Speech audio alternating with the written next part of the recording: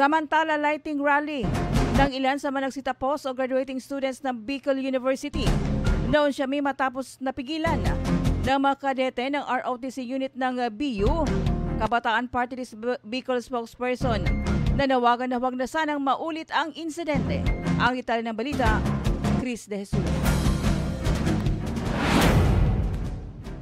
Viral ngayon at usap-usapan ang naging komosyon sa ika-24 na commencement exercises ng Bicol University o BIU matapos ang lightning rally ng ilan sa mga nagsipagtapos at ang pagpigil ng BIU Reserve Officer Training Corps Unit sa mga ito nitong nakaraang Biyernes, July 12. Bagamat taon-taon na kasing isinasagawa ng naturang paaralan ang lightning rally sa pagtatapos ng seremonya bilang panata ng pagpapaalala sa mga nagsipagtapos na maglingkod sa bayan, hinarang at pinigilan ng mga kadete ng ROTC ng naturang paaralan ang mga nagsisipagtapos na lumahok sa naturang rally.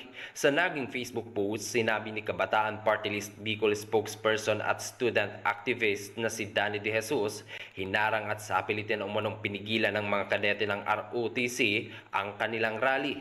Kinuha rin umano ang mga bitbit na placards ng mga ito na nakapaskil ang atin ang Pinas, China Layas, Hands off Justin Mesias, no to red tagging at marami pang iba. Samantala, hindi naman buong sisi ng tagapagsalita ang mga kadete sapagkat naniniwala umanong napag-utusan lamang ang mga ito.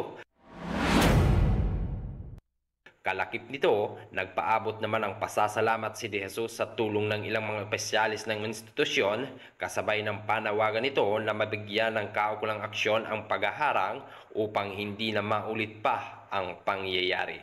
Para sa Rinconada News FM, ito si Chris De Jesus, nagbabalita ng tapat, naglilingkod ng sapat. Bicol Headlines ngayon. Maraming salamat, Chris De Jesus.